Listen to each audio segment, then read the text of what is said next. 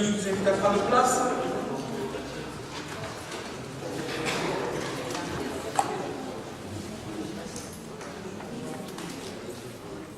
Le premier adjoint aussi. Alors, conformément aux articles L21-21-9, L21-21-10 et L21-21-12 du Code général des collectivités territoriales, le Conseil municipal a été réuni dans les formes légales. Conformément à l'article L21-21-17 du Code général des collectivités territoriales, je déclare la séance ouverte.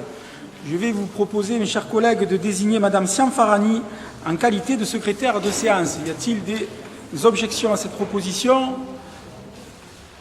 Des abstentions? Donc, Madame Siam Farani, nous vous confions à nouveau le secrétariat de cette séance et je vous propose de procéder à l'appel. Monsieur le maire, bonjour tout le monde, bonsoir tout le monde. Donc, Monsieur Martial Alvarez, Frédéric Rougon, Sandrine Luigi, Philippe Kézergue, Cécile Dupont, absente, procuration à Aline Siam-Farani, Abdeslam Ali, Muriel Pérez, Jean-Paul Gué, Najat Piller, Aline Siam-Farani, Gérard Seller, Marie-Françoise Brassini, Laurent Bonfils, Marie-Dolores Parodi, Jérôme Bernard, procuration à Marilyn Oxizoglou, Céline Schaffer, Stéphane Navarro, Cissé-Tan, procuration à Muriel Pérez, Sonia Grache, procuration à Philippe Kézergue, Marc Minoretti, Marilyn Oxizoglou, Joanne Bergenot, Roland Manturli, procuration à Georgette Taffignon, Pierre Sperta, procuration à Jean-Marc Charrier, Claudine Scotto, Georgette Taffignon, Jean-Marc Charrier, Anis Tamathiou, Alain Cavassila. Merci Madame Siam-Farani. Donc pour votre information, vu le délai un peu court entre les deux conseils municipaux qui ont fait l'objet du DOB et ce soir celui où nous allons approuver notre budget, le procès verbal du conseil municipal 7 avril ne sera mis au vote que lors de la prochaine séance. Mais bien entendu, il sera affiché puisque la législation prévoit l'affichage sous 8 jours en mairie. N'ayant pas non plus de décision à vous rendre compte, nous le ferons lors de la prochaine séance également. Et je vous propose de passer directement à l'ordre du jour. Pour la première question, il s'agit de la modification des statuts du syndicat mixte d'énergie des Bouches-du-Rhône, le SMED 13. Modification des statuts qui est liée à la construction de nouveaux bâtiments qui est le siège de cet établissement, du SMED 13. Donc un nouveau bâtiment qui est situé désormais au 1 avenue Marco Polo à Miramas. Et conformément à la délibération 2015-7 du comité syndical du SMED 13 en date du 4 mars 2015, qui a été adopté à l'unanimité, qui modifie les statuts du dit syndicat, et plus particulièrement l'article 10 relatif à l'adresse du siège, je vous propose d'approuver la modification des statuts du SMED 13 dans les conditions ci-dessus indiquées. Sur cette délibération, y a-t-il des commentaires? Des votes contre, des abstentions?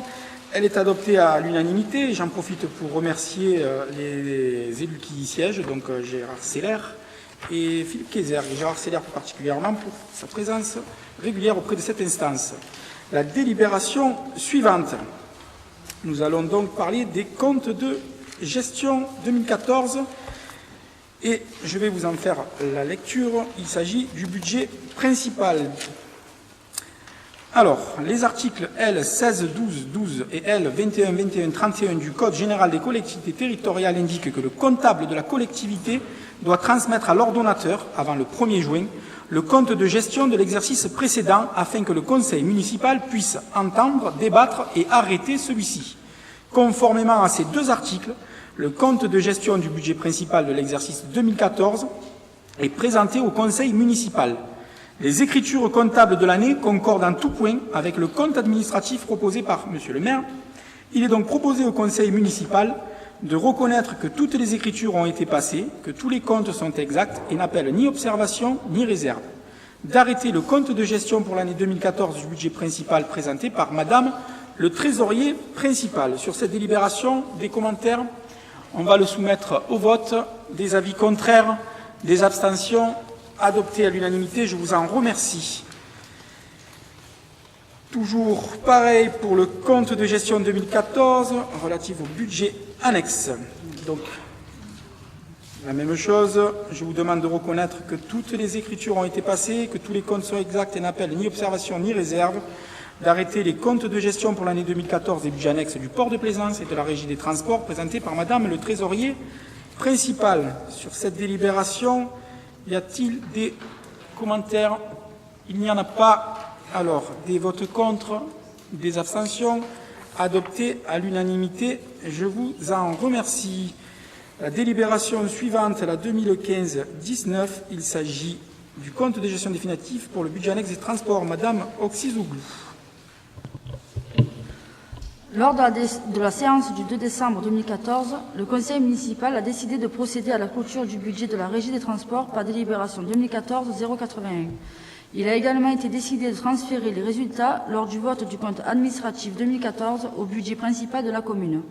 Il est donc proposé au Conseil municipal de reconnaître que toutes les écritures ont été passées, que tous les comptes sont exacts et n'appellent ni observation ni réserve, d'arrêter le compte de gestion définitif du budget de la Régie des Transports présenté par Madame le Trésorier principal, d'affecter les résultats sur le budget principal de la commune selon le détail suivant.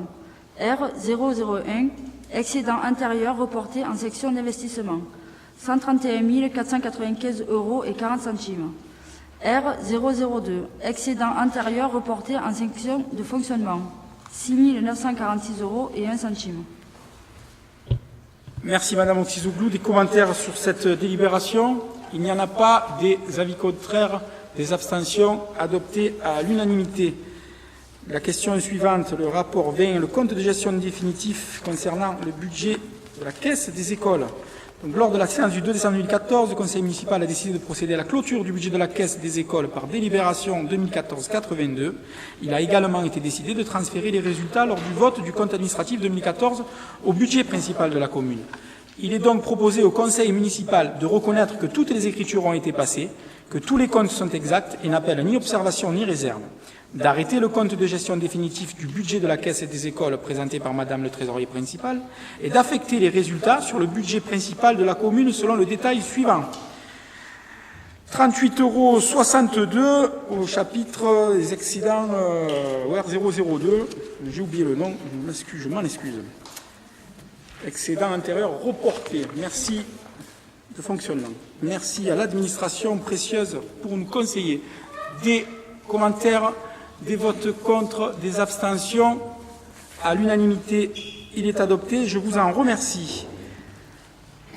Nous allons donc passer au vote des comptes administratifs 2014. Je vous propose que les rapporteurs s'occupent de rapporter les 10 comptes, que nous puissions en débattre et je me retirerai au moment du vote si ça ne pose pas de point particulier. Alors, Monsieur Kézergue, pour les comptes administratifs 2014, en ce qui concerne le budget principal. Je vous laisse la parole. Merci, Monsieur le maire. Chaque année, le compte administratif est soumis à l'approbation du conseil municipal. Il permet d'apprécier les réalisations de l'exercice par rapport aux autorisations budgétaires prévisionnelles.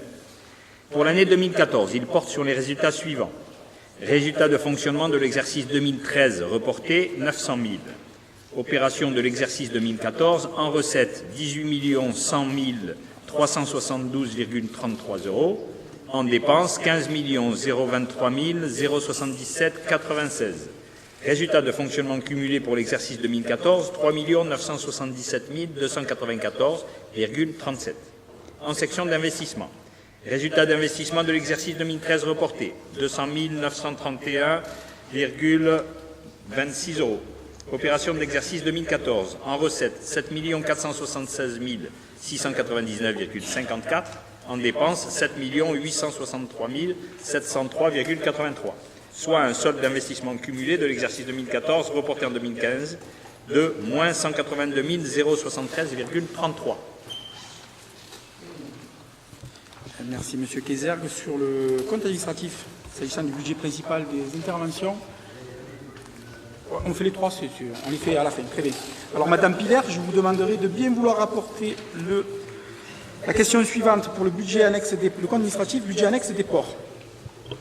Bonsoir à toutes et à tous. Donc, en application de l'article L 2121-14 du CGCT, le Conseil municipal élit un président de séance ad hoc pour débattre et voter le compte administratif. Pour l'année 2014, les résultats du budget annexe des ports font apparaître les éléments suivants. Section d'exploitation. Résultat de fonctionnement de l'exercice 2013 reporté 0. Opération de l'exercice 2014 en recettes 606 324,64.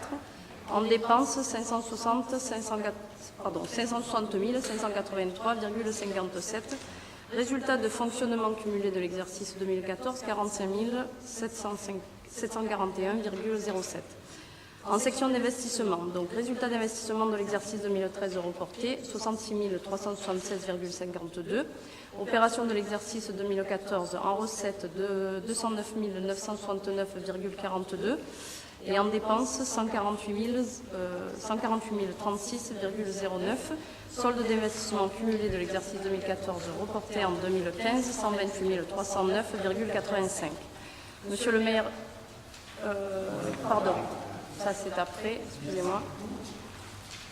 Et on va demander à Madame Oxizouglou de nous présenter le code administratif en ce qui concerne le budget annexe de la régie des transports.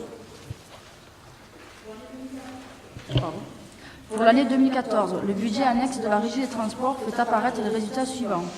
Section de fonctionnement. Résultat de fonctionnement de l'exercice 2013 reporté 43 753 € et 40 centimes. Opération de l'exercice 2014.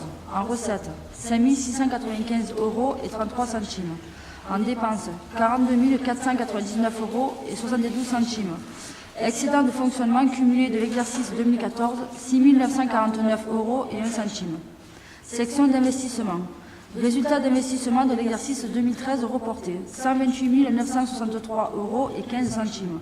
Opération de l'exercice 2014. En recettes 2 532 € et 25 centimes. En dépenses 0 €. Solde d'investissement cumulé de l'exercice 2014 reporté en 2015 131 495 € et 40 centimes. Voilà, merci, nous sommes arrivés au bout. Donc maintenant, je laisse la parole à qui veut bien la prendre, Monsieur Charrier.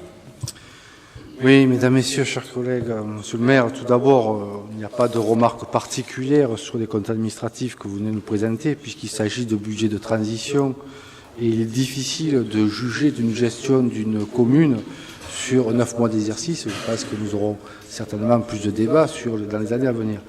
Juste une remarque, c'est que sur les près de 4 millions d'euros de résultats cumulés, l'essentiel étant des aides apportées par le SAN à la collectivité qui sont conformes aux prévisions que nous avions envisagées.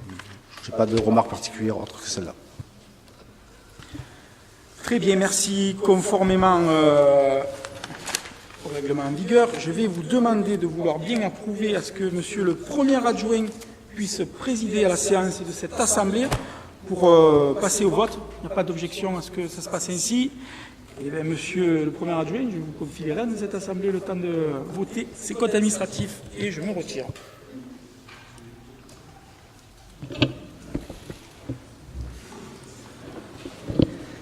Merci Monsieur le maire, mesdames, messieurs, chers collègues. Tout d'abord, permettez-moi de vous saluer. Bien, mais conformément à la réglementation, le maire ayant quitté la séance, c'est avec un certain honneur que je vais faire passer au vote les comptes administratifs 2014 et plus précisément la délibération 2015-21 qui a trait au budget principal. Donc nous allons voter cette délibération en prenant compte des chapitres et des documents qui vous ont été transmis, principalement pages 8, 9 et 10 du budget principal. Donc, concernant la délibération 2015-21, qui est pour, qui est contre, qui s'abstient, dont le maire s'est absenté, les services vont me confirmer, ça fait 21 pour et 7 abstentions. C'est ça 21 pour et 7 abstentions. Je vous en remercie. Concernant la délibération 2015-22, pareillement, nous allons procéder au vote en tenant compte des chapitres qui vous ont été présentés, particulièrement pages 7 et 8, concernant l'annexe des ports. Donc, qui est pour? Qui est contre? Qui s'abstient? 21 voix pour, 7 abstentions. Je vous en remercie. En ce qui concerne la dernière, intitulée 2015-023, relative à l'annexe des transports, pareillement, vous retrouvez le détail en pages 7 et 8. Donc je vous propose qui est pour, Qui est contre? Qui s'abstient? 21 voix pour, 7 abstentions. Je vous en remercie. Pour la suite, pour la réaffectation du résultat, je vais demander à Monsieur le maire de venir nous rejoindre. Voilà, et pas continuer.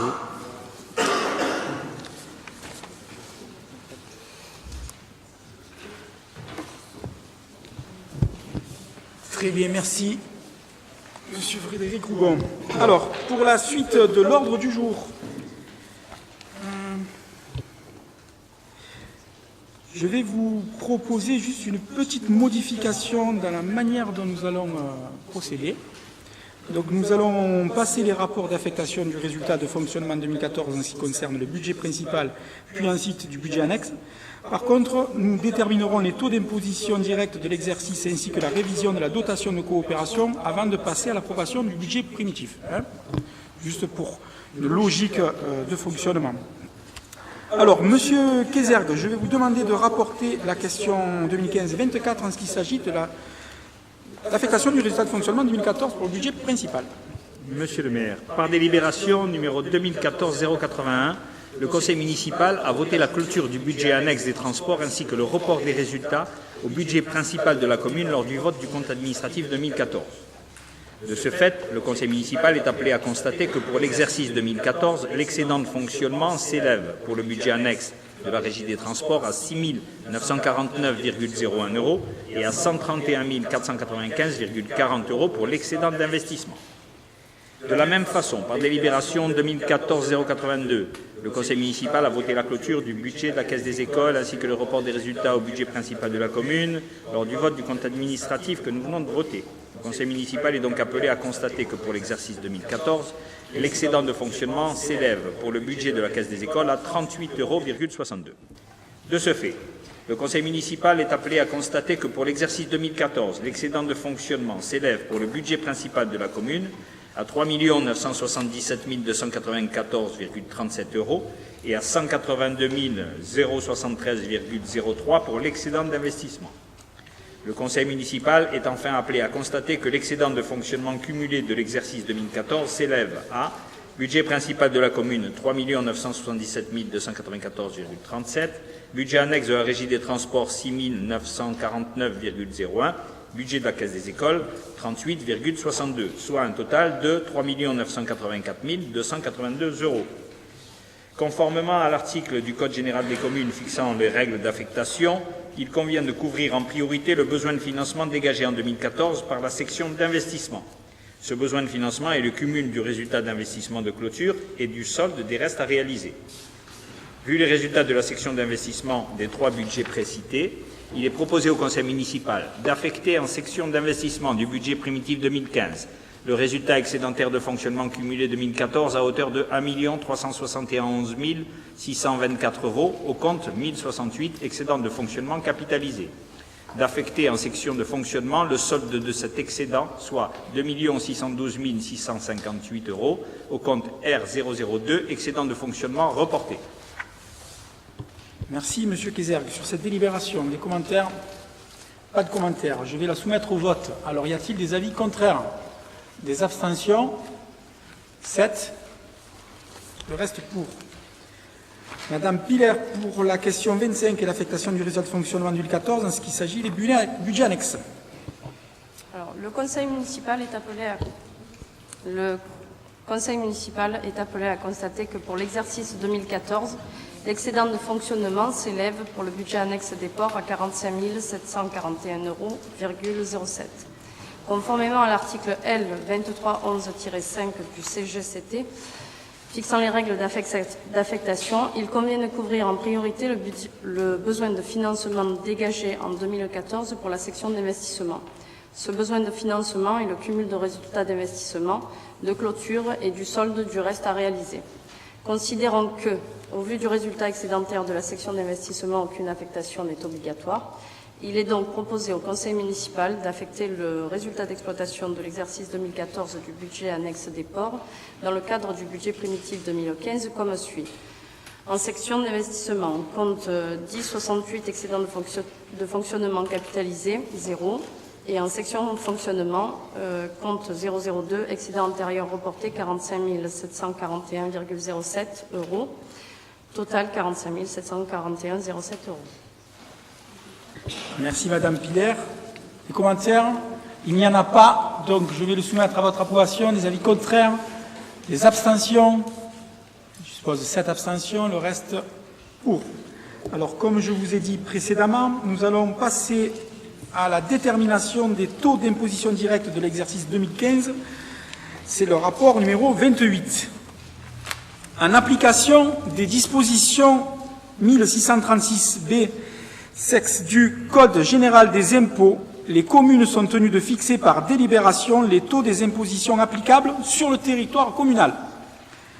L'intégration dans la métropole avec ces taux d'imposition va entraîner une pression fiscale plus importante sur les administrés.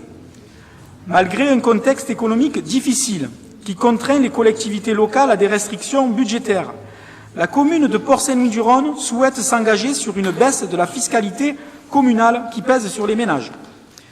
Je vous propose donc, mes chers collègues, de baisser le taux de la taxe d'habitation de 11,29%, de baisser le taux de la taxe foncière sur les propriétés bâties de 4,49%, de baisser le taux de la taxe foncière sur les propriétés non bâties de 11,29%, pour établir les taux d'imposition 2015 de la commune comme suit. S'agissant de la taxe d'habitation, passer d'un taux qui était en 2014 à 18,6% à un taux pour 2015 à 16,5%.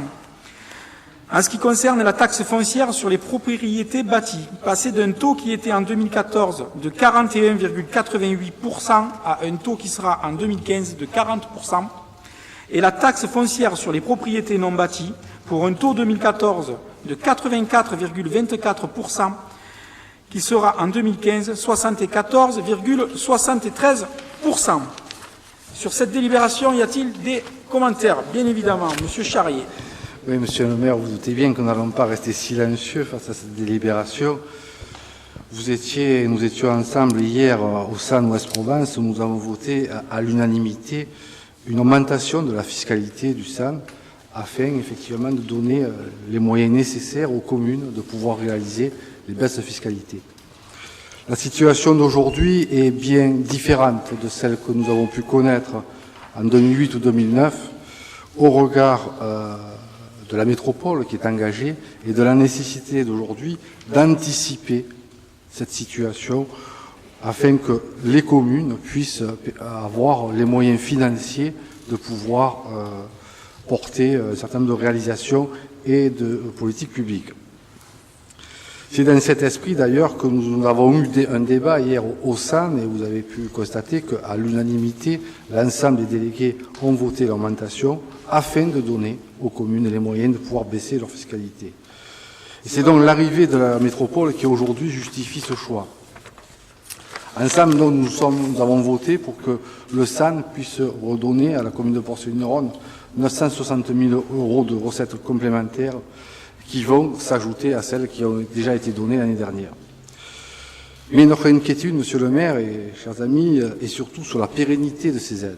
Nous savons tous ici qu'au 1er janvier 2016, la métropole sera mise en place et nous n'avons pas aujourd'hui la certitude que rien ne change, notamment que si nous avons la certitude que rien ne changera d'ici 2018, à partir de 2018, nous rentrons là dans une forme d'inconnu, à savoir que les élus de la métropole pourraient mettre en péril l'ensemble des aides accordées au SAN aux communes.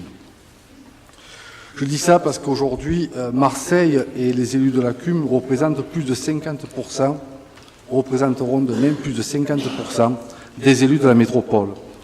Et qu'il faudra 2/3 des élus pour modifier les dotations de coopération du SAN et donc nous ne sommes pas à l'abri d'une telle modification. Nous n'avons donc aucune certitude. Donc, nous ne voulons pas accentuer ce risque, mais en tous les cas, nous savons tous aujourd'hui que pour Port-Saint-Louis-du-Rhône, c'est 6 millions d'euros par an de dotation que donne le SAN afin que nous puissions réaliser un certain nombre de politiques publiques et de réalisations pour nos familles. Et je pense qu'il est important d'avoir en forme d'interrogation ce que nous pourrions faire, ce que nous devrions faire demain, si ces millions d'euros nous étaient enlevés par la métropole. Donc, je pense qu'il est important, Monsieur le maire, si mes comptes sont exacts, et je remercie les services et le président de la commission des finances de m'avoir fait passer les éléments, il faut aussi dire la vérité aux Port-Saint-Louisiens. Certes, la fiscalité du SAN a augmenté à proportion, si mes calculs sont justes, de 857 000 € cette année. C'est bien ça, vous me confirmez ce chiffre. Voilà. Et si les calculs que j'ai faits à partir des documents qu'a donné l'administration, la baisse de la fiscalité représentera 430 000 €. Donc, il faut que les Port-Saint-Louisiens sachent qu'à la fin de l'année, il y a un risque que, au total, la baisse que nous allons voter ce soir, je dis bien que nous allons voter ce soir, ne correspondra pas forcément à ce que nous allons retrouver en bas de la feuille d'imposition. Je crois que c'est important de le dire. En tout état de cause, en ce qui nous concerne, pour l'avenir, nous resterons, comme nous l'avons été depuis maintenant 1 an, vigilants à ce que toutes les politiques publiques que nous avons mises en place soient maintenues à l'avenir, tout comme le maintien des effectifs pour assurer la qualité du service public. Alors, nous avons, Monsieur le maire, ensemble voté pour l'augmentation de la fiscalité au SAN et nous voterons aujourd'hui ensemble pour la baisse de la fiscalité à Port-Saint-du-Rhône. D'autres interventions? Il n'y en a pas. Monsieur Charrier, en effet, hier les débats ont été assez fructueux, même très longs, puisqu'on est resté bien longtemps à cette séance du comité syndical, où en effet, on peut mesurer le travail qui est effectué au niveau de l'intercommunalité pour prendre les dispositions qui s'imposent pour faire face à cette inconnue. Je partage en tout cas votre position sur la nécessité d'avoir une position de vigilance quant à la pérennité des dotations reversées aux collectivités dans l'avenir. C'est une sage précaution. Le fait que vous l'analysiez ainsi me rassure sur beaucoup d'éléments que vous aviez pu par le passé mal anticiper. Cependant, j'ai cru entendre, et je me félicite par avance d'avoir une unanimité sur le vote que l'on s'apprête à faire. C'est quand même une chose qui est importante parce que peu importe l'environnement, on va dire, des institutions qui sont les nôtres, peu importe les discours des uns et des autres, il y a une chose sur laquelle cette équipe municipale s'était engagée, par écrit, sur son programme de campagne, c'était d'agir sur la fiscalité.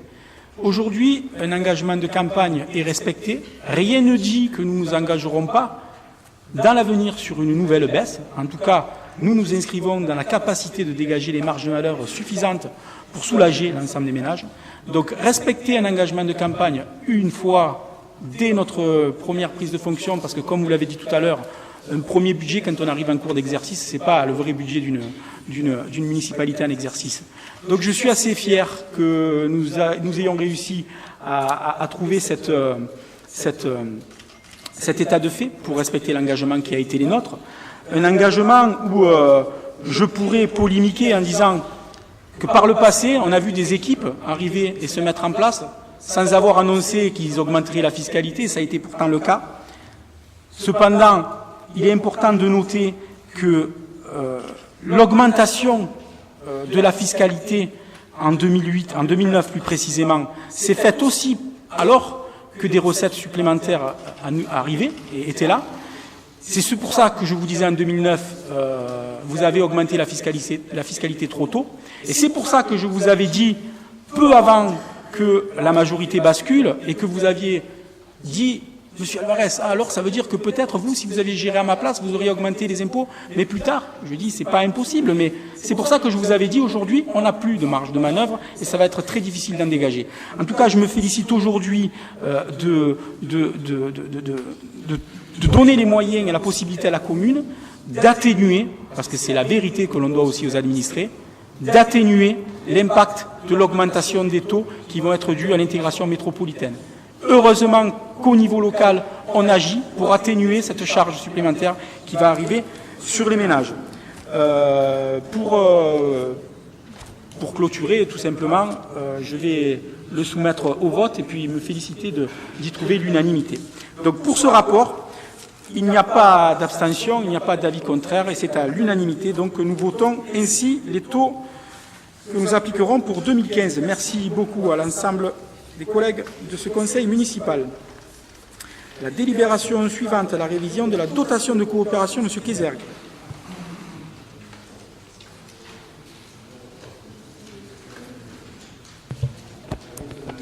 Par délibération 253-14, en date du 23 juin 2014, le comité syndical de Ouest-Provence a approuvé l'augmentation du fonds de coopération 2014 de 15 millions d'euros.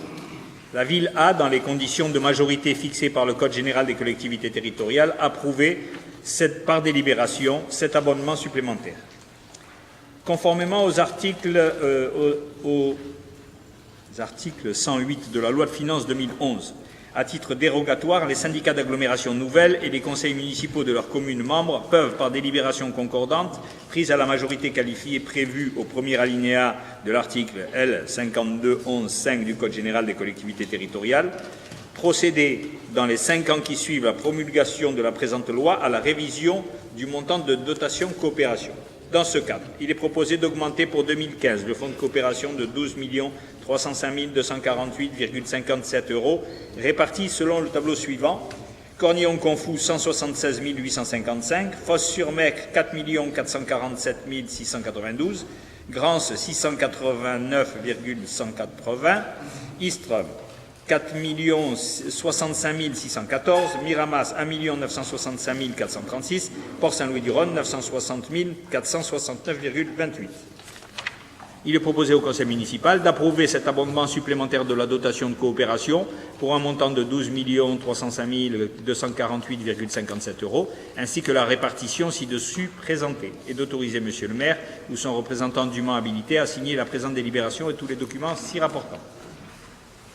Merci, M. Kézergue. Donc voilà une partie de l'abonnement supplémentaire dont parlait M. Charrier, auquel s'ajoutent d'autres éléments financiers qui viennent renforcer le budget de la collectivité. Des commentaires sur cette délibération? Des avis contraires? Des abstentions? Adoptées à l'unanimité. Merci. Nous allons revenir donc au rapport 26. M. Kézergue, l'approbation du budget primitif 2015, le budget principal. Pour l'exercice 2015, le budget primitif du budget principal s'élève à 27 251 740,43 €. Cette masse budgétaire se décompose comme suit. La section de fonctionnement s'équilibre en recettes et en dépenses à hauteur de 19 046 772,17 €. La section d'investissement s'équilibre en recettes et en dépenses à hauteur de 8 204 968,27 €. Ce projet, qui respecte en tout point les règles de l'instruction comptable M14, reprend ainsi les orientations budgétaires présentées lors du DOB en conseil municipal. Au vu des documents joints en annexe, il est proposé au conseil municipal de voter le budget primitif du budget principal pour l'exercice 2015. Merci, M. Kézergue. Les commentaires, M. Charrier. Oui, Monsieur le maire, nous avons, dans les délais qui étaient impartis, je dois dire qu'entre le budget de la commune et celui du SAN, nous avons eu une semaine bien chargée, et étudier avec attention le budget que nous proposons pour 2015. Et j'y note un certain nombre d'interrogations. Notamment, vous ne prévoyez une augmentation de la masse salariale que de 2%. Or, chacun sait ici que la fonction publique territoriale a automatiquement ce qu'on appelle le GVT, le glissement vieillesse technicité, et qu'à minima, l'augmentation de la masse salariale sera de 2,5%. Ça, c'est un minima. Je ne parle même pas de l'amélioration du service public et des agents nécessaires pour cette amélioration. Donc, cette augmentation-là nous pose problème parce que soit elle sous-entend qu'il pourrait y avoir des suppressions de postes, je le mets au conditionnel, bien entendu, ou que certains départs à la retraite ne seraient pas renouvelés. C'est les interrogations que nous avons aujourd'hui. Au chapitre 22, sur les dépenses imprévues de fonctionnement, Vous avez inscrit en 2014, nous avions inscrit, puisque le budget 2014 était à s'y méprendre, celui que nous avions préparé, aucune dépense imprévue, et en 2015, vous la portez à 1 56 935 €. Je dois vous dire que nous sommes assez surpris et on s'interroge sur le fait qu'aujourd'hui, vous nous annonciez plus d'1 million d'euros de dépenses imprévues sur le budget 2015, quand normalement, on a déjà, au mois de mars, avril, commencé à avoir un peu de lisibilité sur le budget. Sur le chapitre investissement, on passe sur le chapitre 13, qui sont les subventions d'investissement. En 2014, vous aviez inscrit 1 625 678 €. Et cette année, il y a une baisse de près de 40%, puisqu'il n'y a plus que 943 460 000 €. J'ai du mal, et nous avons du mal, à nous expliquer un tel écart. Ce sont les subventions d'investissement, département, région ou autre.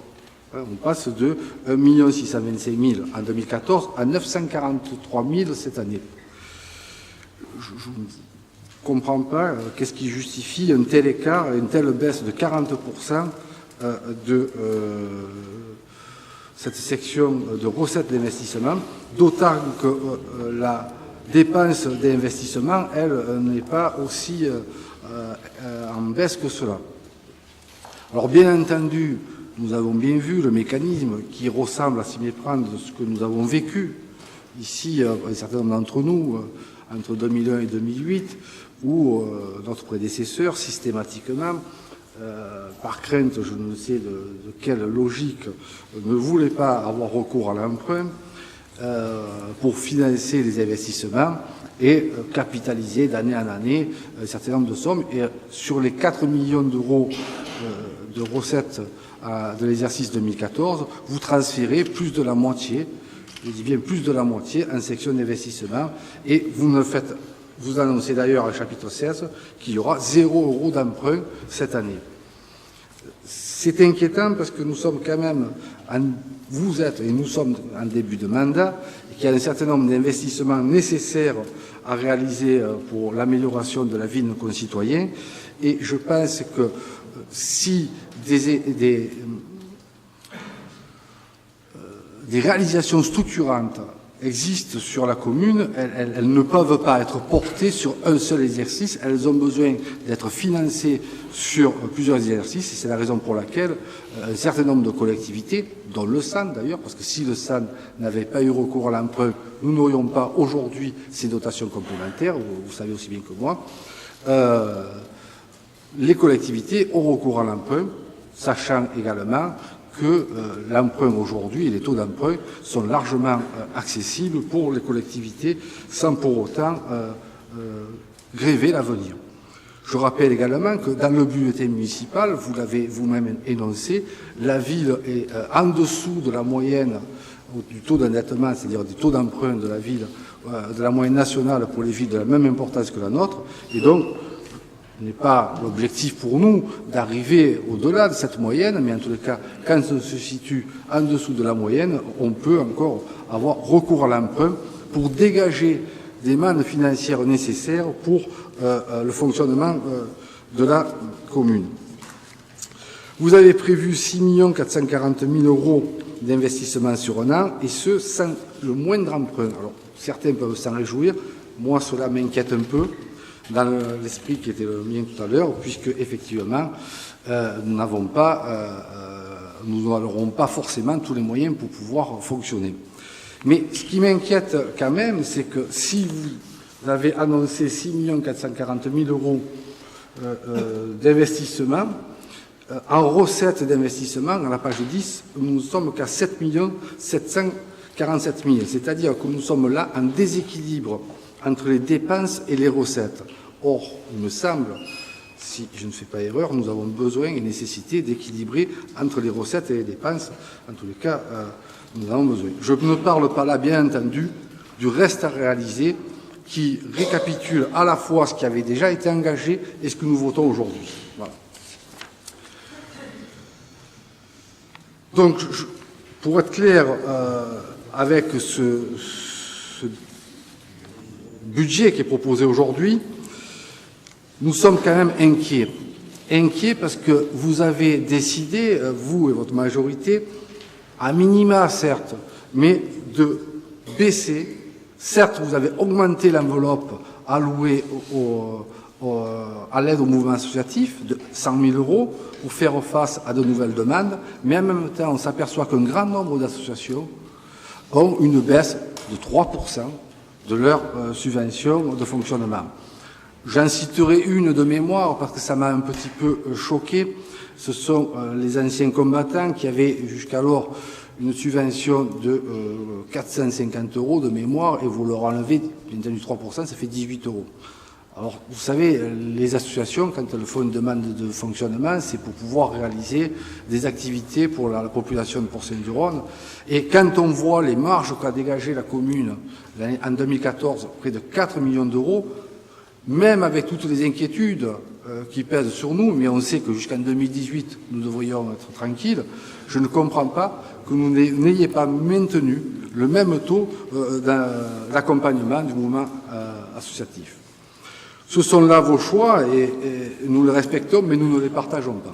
Nous ne les partageons pas. Je pense qu'aujourd'hui, il faut donner les moyens à la population de Port-Saint-du-Rhône au travers de ce mouvement associatif, à la population au travers des services publics nécessaires à la réalisation d'un certain nombre de tâches sur la ville, de pouvoir fonctionner. Et nous serons, comme je l'ai dit tout à l'heure, très vigilants à l'avenir, à la fois au maintien du service public, au maintien de nos effectifs sur la ville et au soutien que portera la ville au mouvement associatif. Je vous remercie. Merci, Monsieur Charrier. D'autres interventions? Il n'y en a pas. Avant que j'oublie par rapport à votre inquiétude au niveau du personnel, si on compare de compte administratif, eh oui, Monsieur Charrier, je vous l'ai déjà expliqué, quand on fait un budget primitif, c'est pas ce qui est vraiment, il y a toujours des corrections. Donc, entre constat administratif et co-administratif, il y a bien 4% d'augmentation. Donc, le GVT est largement pris en compte. Donc, ne vous inquiétez pas pour les agents de la collectivité. Il n'y a pas de, je l'ai dit, je l'ai fait, il n'y a pas de problématique sur ça. Oui. Merci de me rendre la parole. En gestion de collectivité, on compare de compte administratif à compte administratif, donc de réaliser à réaliser, et le budget primitif à budget primitif. Dans moi, la comparaison que je fais, c'est ce que vous avez inscrit en 2014 à ce que vous écrivez en 2015.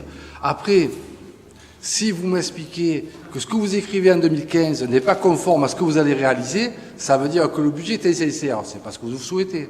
Voilà. Merci.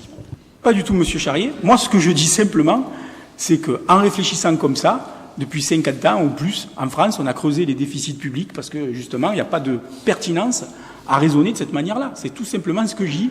Et pour répondre concrètement à votre question. Oui, mais pourquoi? Non, mais oui, ça dépend de l'interprétation qu'on en fait. Mais pour répondre concrètement à votre question sur laquelle vous vouliez assumer ou soulever des inquiétudes où on serait amené à réduire la masse salariale en ne pas respectant le glissement en vieillesse, mais non, ce n'est pas le cas. Ne vous inquiétez pas. C'est largement pris en compte. D'une manière plus générale, Monsieur Charrier, c'est vrai que les commissions des finances sont normalement un lieu sur lequel on peut avoir plus d'informations pertinentes. Bon, j'entends que vous n'avez peut-être pas la capacité, en prenant le document en connaissance, de poser les questions légitimes et que derrière, après, d'autres arrivent et que c'est normal qu'on en débatte. Donc ça, c'est pour vous dire que vous entendrez aussi que de la même manière, je ne peux pas répondre exactement à tous les détails et que derrière, un débat pourra se poursuivre lorsque nous nous rencontrerons. Mais d'une manière plus générale, si je comprends bien, moi je crois que si j'avais été élu maire en 2008, bien entendu, ça aurait été plus facile pour moi d'emprunter. Parce qu'à l'époque, l'endettement de la ville était que de 300 000 €. Mais aujourd'hui, on était à 8 millions l'année dernière. Donc moi, je ne veux pas continuer à creuser cet endettement-là. Et j'entends depuis le départ et que c'est votre manière de voir les choses. Et il y a une chose sur laquelle, au moins, on ne peut pas vous accuser de ne pas être honnête. Vous êtes honnête puisque vous dites Que pour vous, il faut emprunter pour financer les investissements.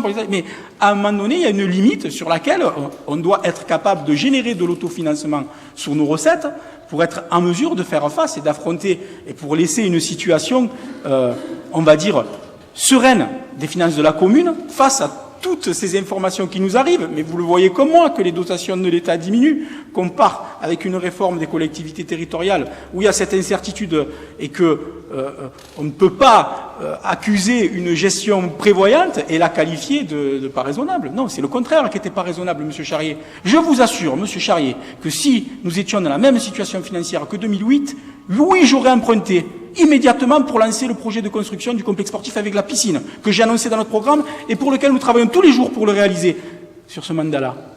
Et à ce moment-là, peut-être que nous emprunterons si nous n'avons pas réussi à dégager les marges de manœuvre nécessaires. Mais je vous garantis que nous ferons les efforts de gestion nécessaires pour être capables de financer ces investissements tout en diminuant l'endettement. Et comme vous l'avez vu à Ouest-Provence, on peut emprunter, mais continuer à désendetter. Parce que quand je vous écoute parler, on dirait que vous, quand vous faites des emprunts, il n'y a pas d'intérêt. Eh oui, mais le problème, c'est que quand on emprunte, on a des intérêts d'emprunt qui viennent épuiser le fonctionnement de la collectivité. Mais vous, quelqu'un qui, je vous le répète, qui avait eu des responsabilités de maire, de conseiller général, avec des délégations, de vice-présidence, vous le savez bien quand même qu'il est plus facile d'obtenir des subventions d'investissement que pour du fonctionnement. Grosso modo, il est plus facile d'obtenir des financements pour construire une école que pour acheter des stylos, quoi. Et ça, c'est la vérité. Et ça, c'est la vérité. Donc c'est pour ça que quand nous fonctionnons de cette manière-là, au plus nous empruntons, au plus nous alourdissons notre budget des intérêts d'emprunt qui, eux, viennent épuiser notre fonctionnement, Monsieur Charrier, qui nous étouffent.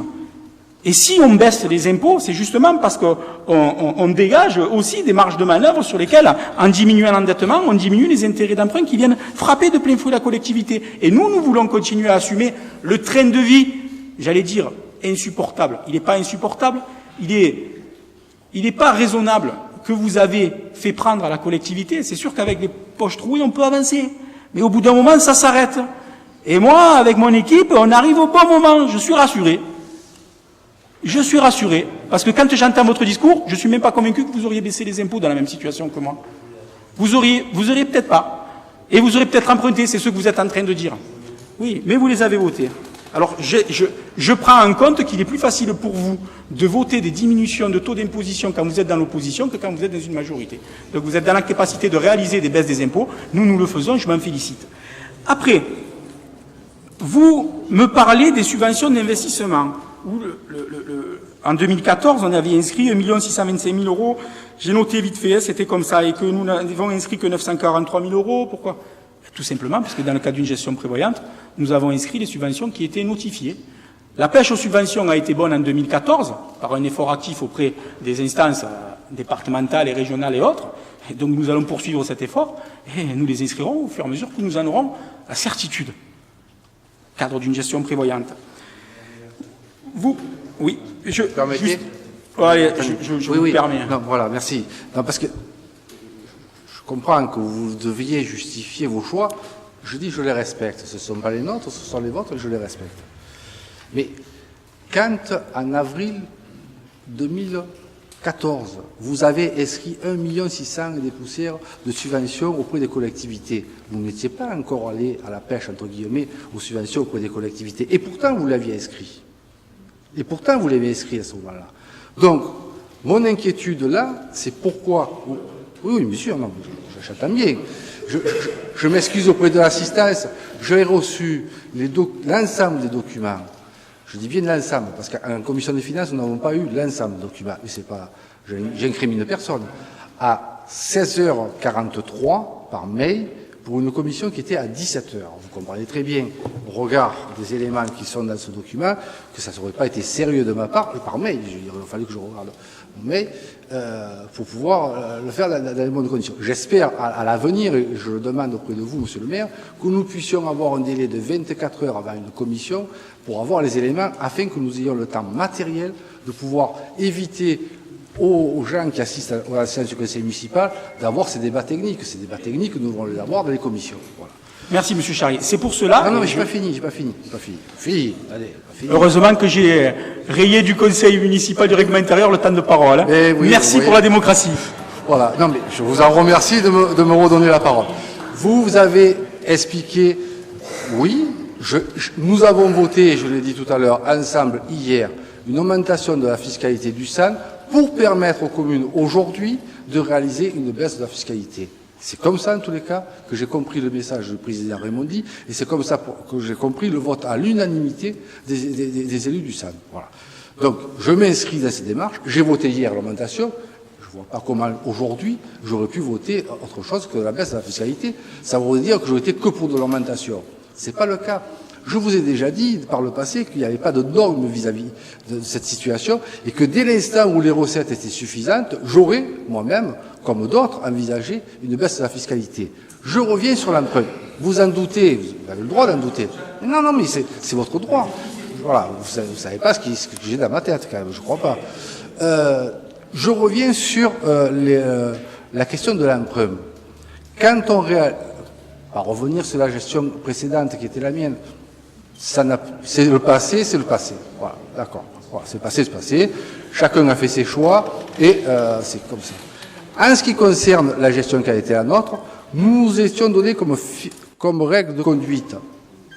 On partage ou on ne partage pas. 33% d'autofinancement, 33% d'emprunt, 33% de subvention. En globalité, je dirais, sur l'emprunt, nous avons été en dessous des 30% sur l'ensemble du mandat.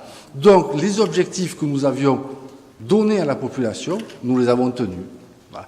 Et aujourd'hui, au bout d'un temps de gestion, la moyenne, le taux d'endettement, donc le taux d'emprunt de la commune de Port-Saint-Duron n'est pas supérieur à la moyenne des villes de France qui sont les nôtres. C'est vous qui l'avez écrit dans le rapport.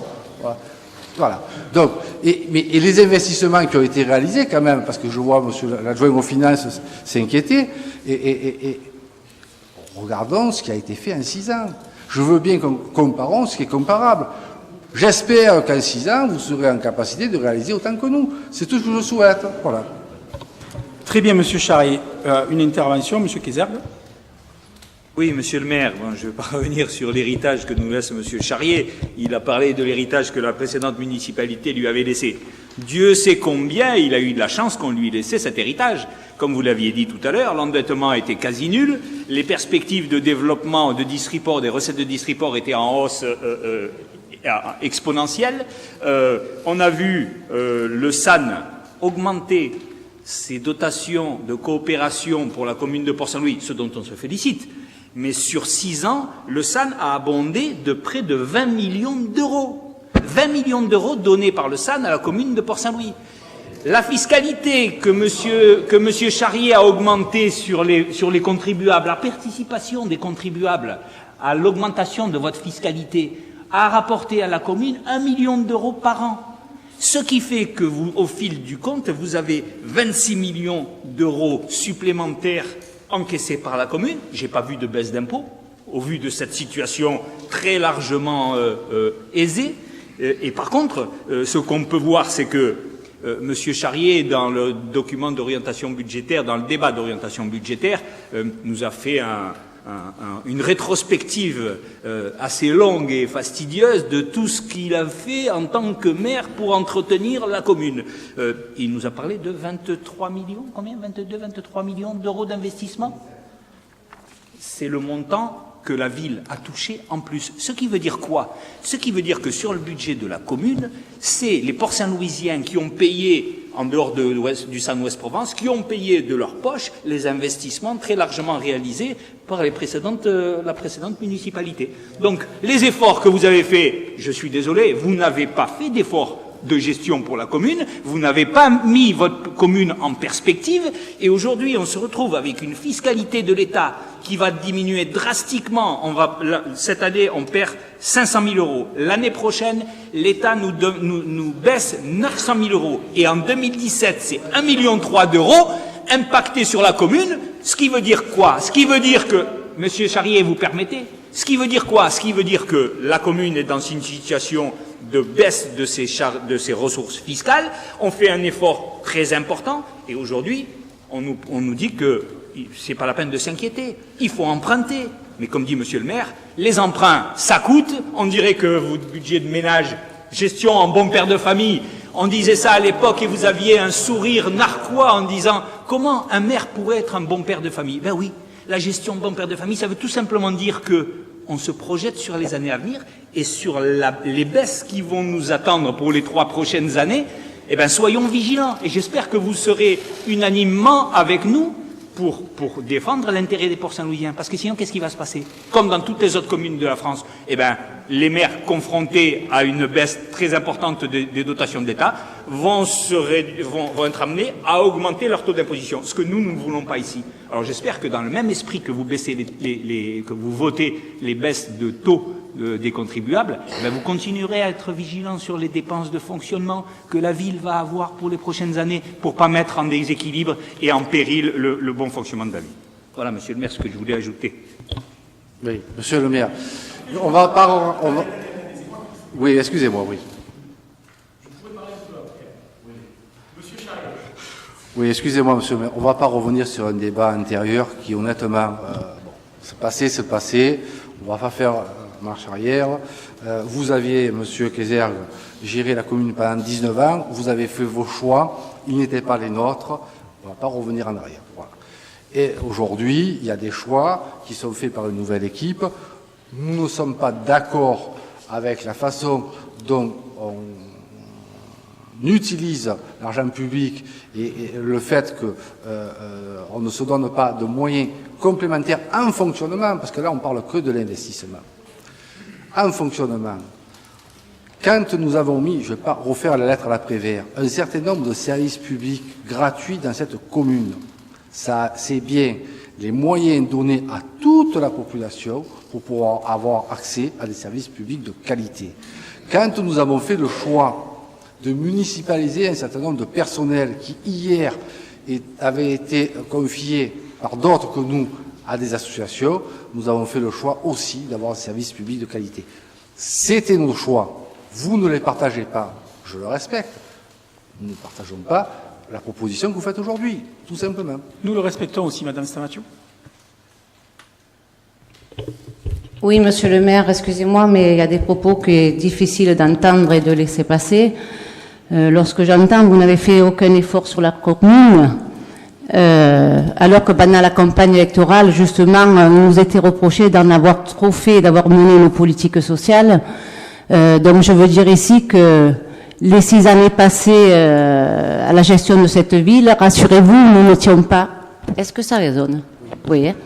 Nous n'étions pas les méchants élus qui voulions assassiner, égorger, étouffer nos concitoyens après en prenant le choix d'augmenter les impôts, mais c'était bien pour pouvoir, pendant ces 6 années, alors qu'on venait de vivre 20 ans d'immobilisme, pour pouvoir pendant 6 années rattraper tout ce dont cette ville manquait, à savoir les écoles, dans tous les domaines, monsieur le maire. Les écoles, la santé, les personnes âgées, les routes, la culture, voilà. Mais ça, vous le savez, puisque tout ce que nous avons mis en place a été quelque part pour vous la façon de mener cette campagne et de dire, voilà, une politique sociale est menée et nous la condamnons et malheureusement, les résultats ont été ce qu'ont été. Aujourd'hui, quand même, je constate, moi, au bout d'un an de mandat, que vous poursuivez la politique que nous avons menée, vous la poursuivez, c'est qu'elle était peut-être pas si mauvaise que ça, et je pense que effectivement, c'est ce que nous avons semé nous-mêmes que vous allez récolter aujourd'hui. Voilà. Donc, oui, c'est ce qui a été dit par Monsieur Charrier. Vous n'avez pas besoin de proposer de gros investissements puisqu'ils ont été prévus dans notre mandature. Aujourd'hui, Monsieur le maire, vous surfez à tous les domaines, que ce soit sur la politique sociale ou sur les investissements, sur ce que nous avons mis en place en 6 ans. Voilà. Merci Madame Stamatiu. Madame Taffignon. Monsieur le maire, merci. Juste pour rebondir, parce que Monsieur Kézergue s'adresse personnellement à Monsieur Charrier, moi je ne pourrais pas pendant 6 ans, à travers les propos tenus sur Monsieur Charrier, m'entendre dire que j'ai été une élue irresponsable. J'ai été aux finances aussi, et le bien-être des Port-Saint-Louisiens, j'ose espérer que c'est ce que tous autour de la table nous voulons. Le fond, il n'y a pas de souci. La forme peut changer. Après, il faut respecter aussi les choix de chacun. Lorsque nous sommes arrivés en 2008, nous sommes arrivés après un mandat où, c'est vrai, il n'y avait pas eu beaucoup d'investissements parce qu'un gros investissement se préparait. Un gros complexe sportif avec une piscine. Et déjà, les études avaient pas mal coûté. Nous avons fait le choix de changer des investissements qui, pour nous, paraissaient prioritaires pour la commune.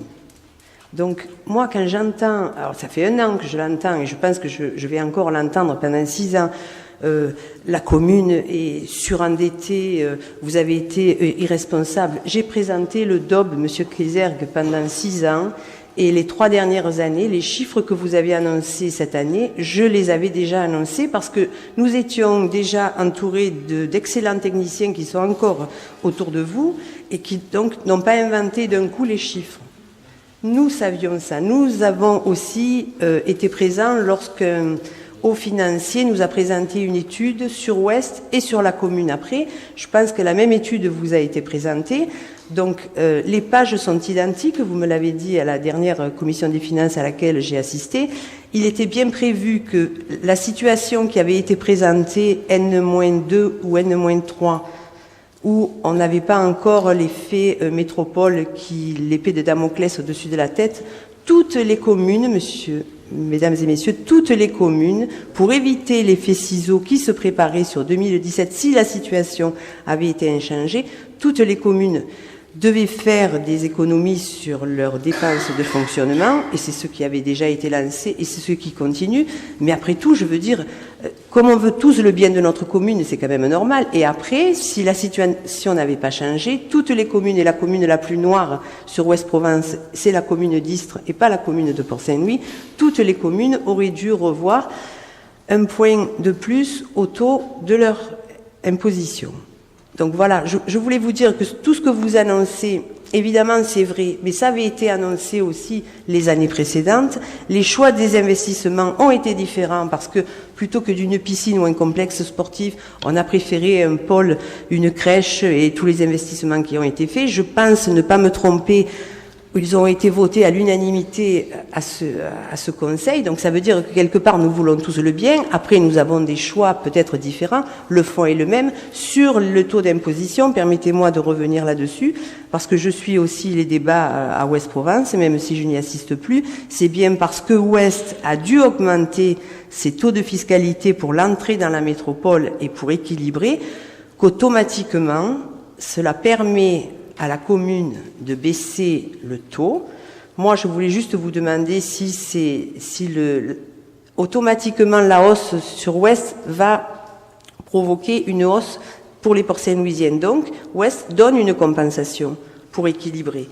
Et nous, enfin vous proposez, et nous l'avons voté, parce que comment ne pas voter une baisse des impôts si on ne vote pas cette baisse des impôts, c'est voter pour l'augmentation des impôts venant de Ouest. Donc, ici, ça baisse. Moi, tout ce que je voulais vous demander, c'est que, est-ce que la baisse sur Port-Saint-Louis va se ressentir? Voilà, parce que oui, vous baissez là, vous l'aviez annoncé sur votre programme. Moi, je lis et j'entends et je répète.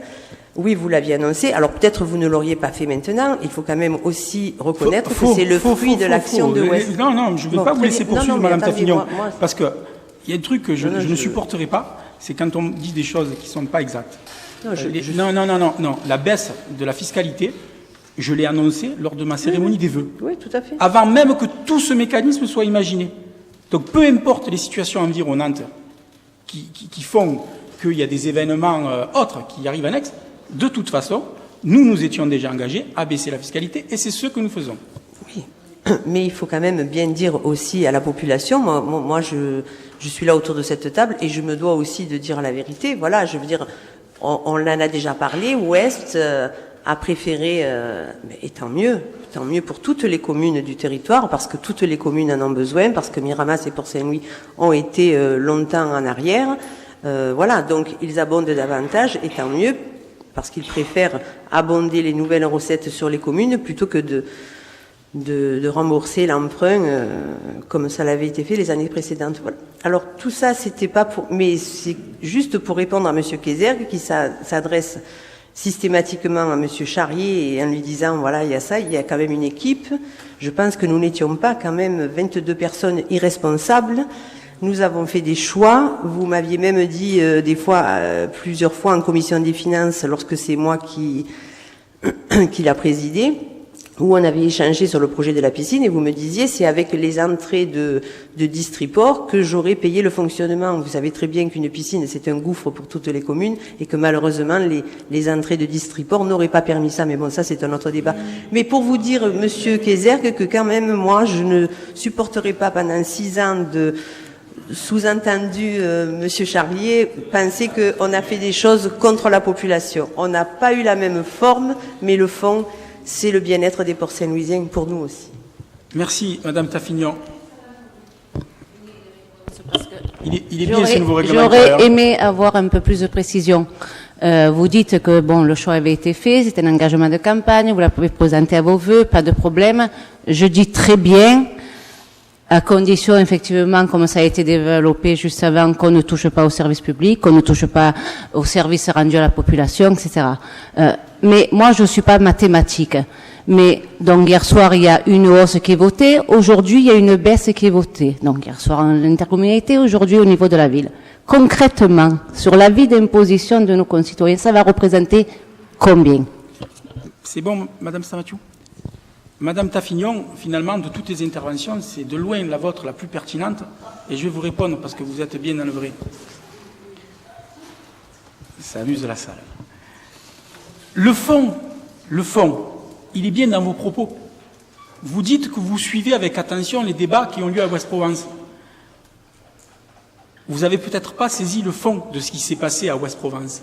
Aujourd'hui, en dehors du fait de faire le choix d'aligner les taux par avance, parce que c'est de fait, de toute façon, et c'est déjà un petit peu dans la prospective qui est menée par la mission interministérielle et que le préfet Théry envoie les sondes un petit peu, il est logique qu'il y ait un alignement de la fiscalité pour amener une cohérence de l'ensemble des taux.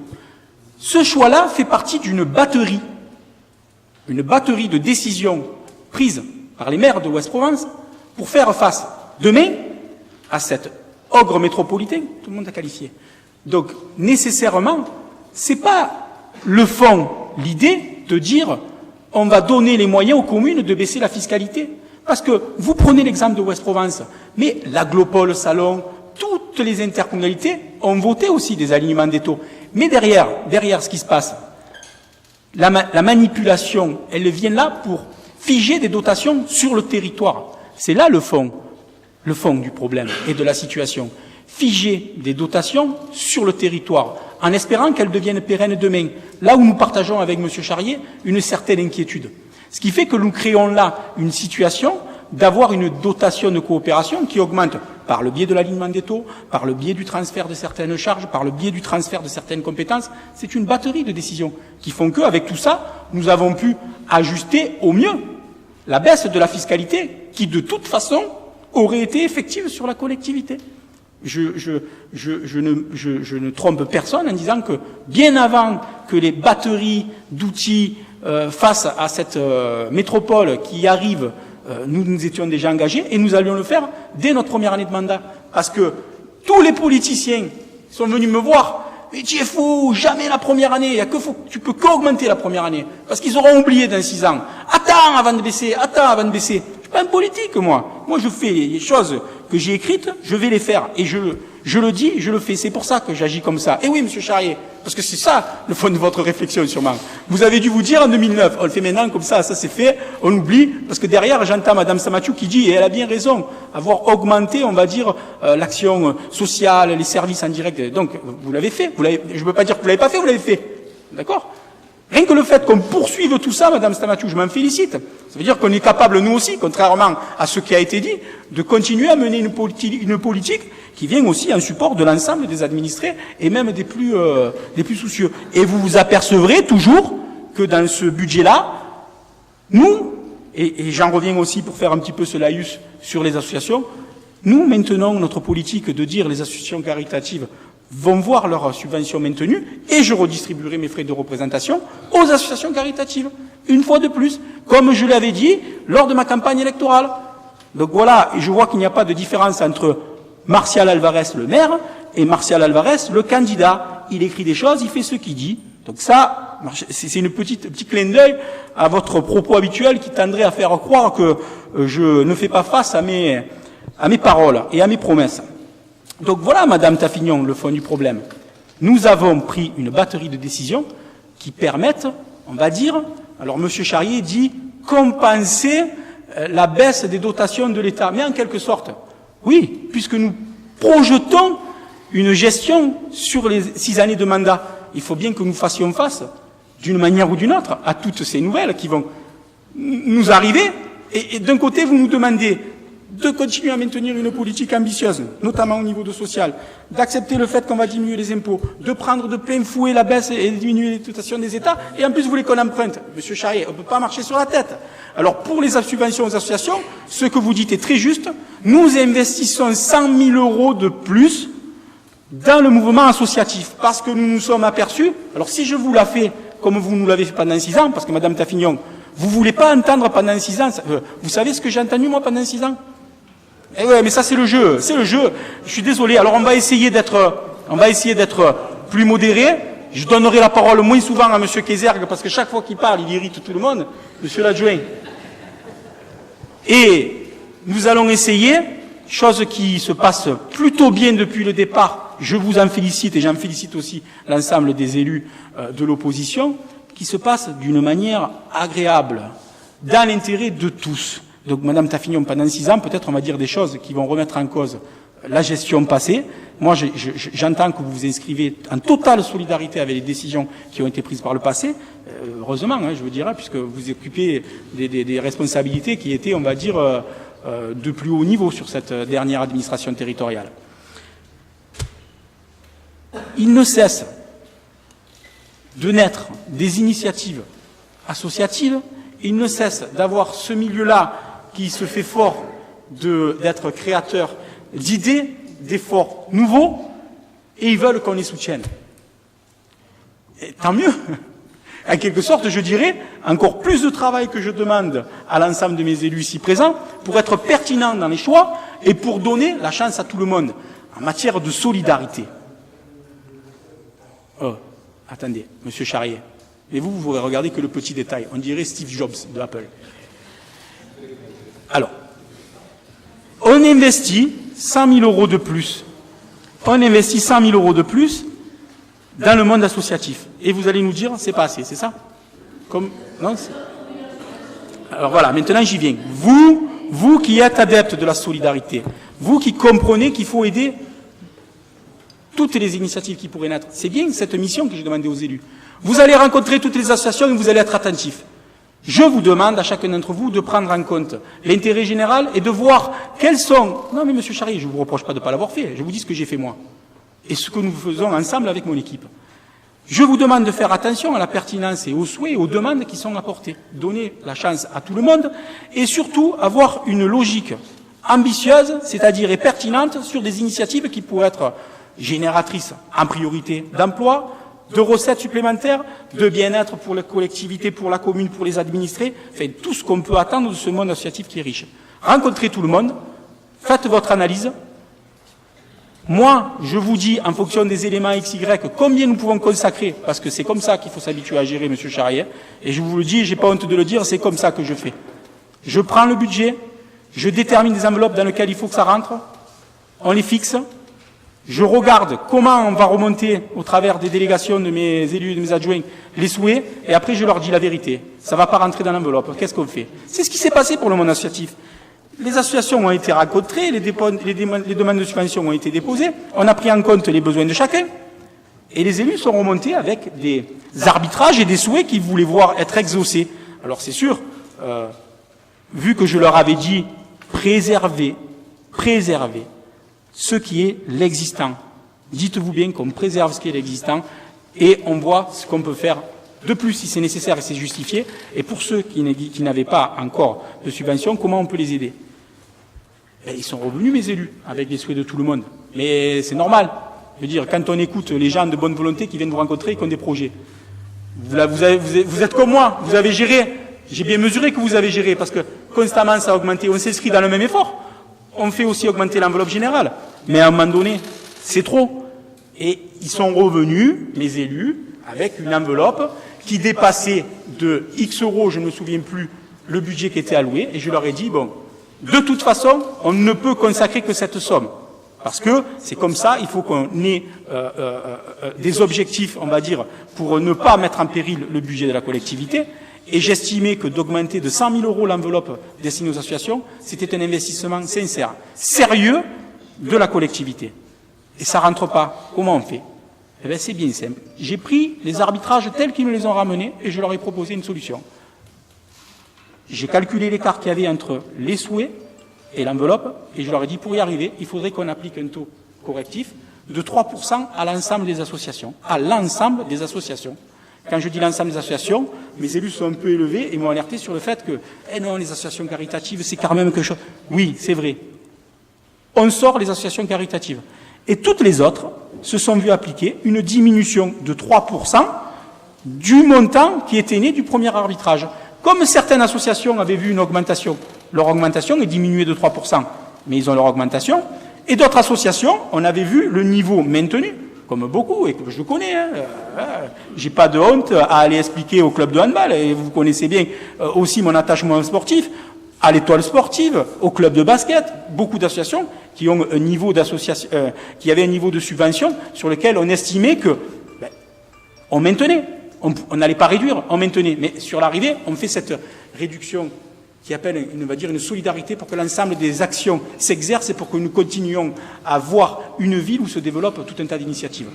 3%. Ça, c'est un effort que je considère solidaire. Tout le monde y participe. Et, la dernière fois, je vous disais, la fête est finie. J'envoie quand même un signal à tout le monde. Tôt ou tard, nous, on ne peut pas faire ce que vous avez mis en place. Parce que, Madame Taffignon, si je respecte la logique financière de mon prédécesseur, on va se dire, allez, maintenant on va gérer 30%, on emprunte 30%, on va chercher 30%, on met 30%. Et on le fait comme ça. Mais en 2020, combien il y a d'emprunts là? Je veux dire, je ne me représente plus, je vous relasse la patate si vous êtes candidat en 2020, ça je ne sais pas encore. Non mais, après je crois qu'il faut devenir raisonnable sur la gestion que l'on doit mettre en place. En tout cas, je ne sais pas si c'est un choix qui est partagé par vous, en tout cas vous dites que non, mais j'estime qu'il est important de respecter, un, les engagements de campagne qui ont été les nôtres, deux, de gérer les finances de la commune au vu de détacher un maximum de capacité d'autofinancement justement pour réaliser des investissements, de limiter le recours à l'emprunt et d'agir sur le baisse de la fiscalité pour soulager les ménages. Voilà le sens du budget que nous présentons aujourd'hui avec, on va dire, une certaine fierté parce que c'est un budget qui est certes dans un cadre économique difficile mais qui reste ambitieux. Alors si vous le qualifiez dans la ligne de ce qui a été... si vous le qualifiez dans la ligne de ce qui a été mis en place par votre municipalité, tout le monde en fait son avis. Et en tout cas, nous sommes, nous, je vous l'ai déjà dit, capables de mener aussi des politiques pour lesquelles vous nous avez positionnés comme à des années-lumière d'être capables de la mener. Et pour répondre à Madame Stamaciou, oui, heureusement qu'aujourd'hui, nous baissons la fiscalité, parce que sinon, l'augmentation que les Port-Saint-Louisiens vont voir sur leur feuille des impôts, due aux augmentations des impôts intercommunaux liés à l'intégration dans la métropole, elle aurait été conséquente, plus que ce qu'elle ne sera. Heureusement que, par notre action, nous réussissons ajustement, diminuer cet impact. Mais parce que de toute façon, et vous le savez, par le jeu des bases, de toute façon, la fiscalité a tendance tout le temps à augmenter et pour agir, pour la diminuer. Ce qui est sûr, par contre, et pour en revenir à mes propos du départ, la prochaine fois, quand on baissera, et qu'il n'y a que nous qu'on baissera, et que personne d'autre augmentera, j'espère. Je dis bien j'espère. Là, ce coup-ci, la note sur la facture, les Port-Saint-Louisiens la verront. Là, pour voir la note sur la facture, il faudra que les Port-Saint-Louisiens ils regardent la colonne taux communal, économie sur le truc communal. Tout simplement. D'autres interventions? Alors, on va passer au vote. Pour le budget primitif 2015, le budget de la ville. Des votes contre. 7 contre. Des abstentions. Et le reste pour. Nous passons, Madame Piller, au budget annexe des ports. Merci, Monsieur le maire. La maquette du budget annexe des ports créée par délibération numéro 2010-042 du 4 mai 2010 respecte en tout point les règles comptables de l'instruction M4. Au vu des documents joints, il est proposé au Conseil municipal d'approuver le vote du budget primitif 2015 du budget annexe des ports qui s'équilibre à hauteur de 332 856,08 € en investissement et 642 1386,31 € en section d'exploitation. Très bien. Des questions sur ce budget annexe des ports? Il n'y en a pas. Des votes contre? Des abstentions? Adopté à l'unanimité. Je vous en remercie. C'est moi qui rapporte la question 30. Bilan des acquisitions et cessions immobilières 2014. Alors, l'article L. 2241 du CGT dispose que le bilan des acquisitions et cessions opérées sur le territoire d'une commune de plus de 2000 habitants donne lieu chaque année à une délibération du conseil municipal. Ce bilan est annexé au compte administratif de la commune. Pendant l'année 2014, seules 2 opérations ont été réalisées, ce sont les suivantes. Cession en pleine propriété de la parcelle cadastrée section B numéro 1065, détachée de la parcelle cadastrée section B numéro 552, afin d'y réaliser un local de danse. Et deuxièmement, échange de terrain à l'intérieur et autour de la résidence Marcel Baudin dans le cadre de l'aboutissement de la convention de partenariat entre la ville et la Logirem à l'euro symbolique. Il est donc proposé au conseil municipal d'approuver le bilan des acquisitions, cessions et échanges immobiliers. Décrit ci-dessus, des commentaires sur ce rapport. Il n'y en a pas. Des votes contre, des avis, des abstentions adoptées à l'unanimité. Je vous en remercie. Monsieur Rougon pour le rapport 31. Merci, Monsieur le maire. Demande de réaffectation d'une subvention attribuée par le Conseil général dans le cadre du Fonds départemental d'aide au développement local, le FDADL. Dans le cadre du dispositif FDADL pour l'année 2011, le Conseil général a accordé à la commune une subvention de 187 300 € concernant le dossier numéro 84 086 relatif au réaménagement de la rue Gustave Vidal en vue de sa requalification. Les dépenses liées à la réalisation des travaux ayant fortement augmenté du fait de la réalisation d'un parvis, un dossier de demande de subvention exceptionnelle a été déposé auprès du Conseil général et a été attribué à la commune lors de la commission permanente du 26 février 2015. Par ailleurs, la commune a pour projet une acquisition foncière afin de procéder à des aménagements urbains et de voirie autour du bassin central, qui est le centre de vie de la commune. Il est donc proposé au conseil municipal de le solliciter auprès du Conseil général des Bouches-du-Rhône la réaffectation de la subvention concernant le dossier numéro 84 086 relatif au réaménagement de la rue Gustave Vidal en vue de sa requalification au profit du dossier concernant l'acquisition foncière pour des aménagements urbains et de voirie autour du bassin central, d'autoriser Monsieur le maire à signer tous les documents nécessaires à l'exécution de la présente délibération. Merci Monsieur Rougon. Des questions sur cette délibération? Vote de cette subvention soumis à votre approbation. Des avis contraires, des abstentions à l'unanimité. Monsieur Rougon pour la délibération suivante, le rapport 32. Demande de subvention auprès du conseil départemental dans le cadre de l'aide aux travaux de proximité 2015. Dans le cadre du programme d'investissement proposé au titre de l'année 2015, certains travaux acquisitions peuvent faire l'objet d'une participation financière. Il est donc demandé au conseil municipal de solliciter auprès du conseil départemental des Bouches-du-Rhône une subvention autour de 80%, plafonnée à 75 000 € hors taxes par dossier, au titre de l'aide des travaux de proximité 2015 pour les projets suivants.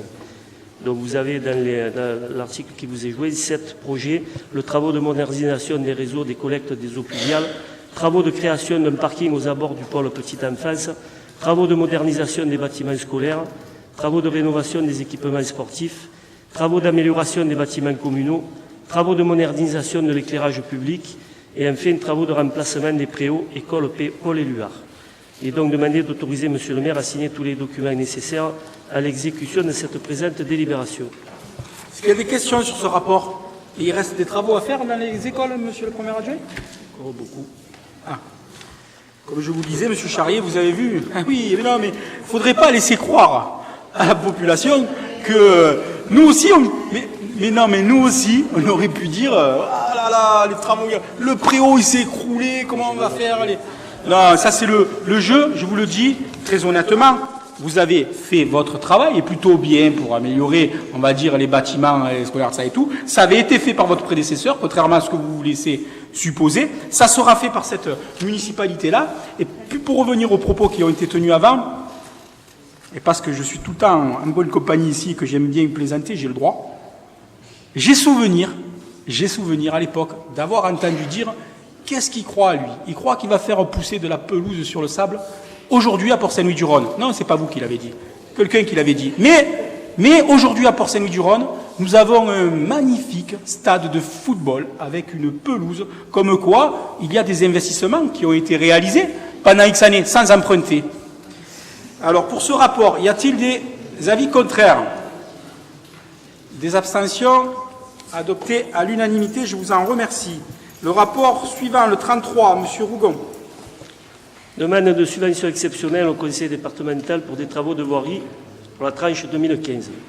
Par délibération numéro 2013-53 du 25 juin 2013, la commune a fait une demande de subvention exceptionnelle concernant des travaux de voirie pour 3 exercices, 2013, 2014, 2015. Lors de la commission permanente du Conseil général des Bouches-du-Rhône du 27 septembre 2013, une subvention de 245 275 € a été accordée à la commune concernant la tranche 2013 du dossier. Concernant la tranche 2014, la commission permanente du Conseil général des Bouches-du-Rhône du 22 octobre 2014 a accordé à la commune une subvention de 249 941 €. Il convient donc d'établir une nouvelle délibération concernant la tranche 2015 selon les mêmes dispositions. En effet, l'étendue de la commune génère des frais importants au vu de sa taille.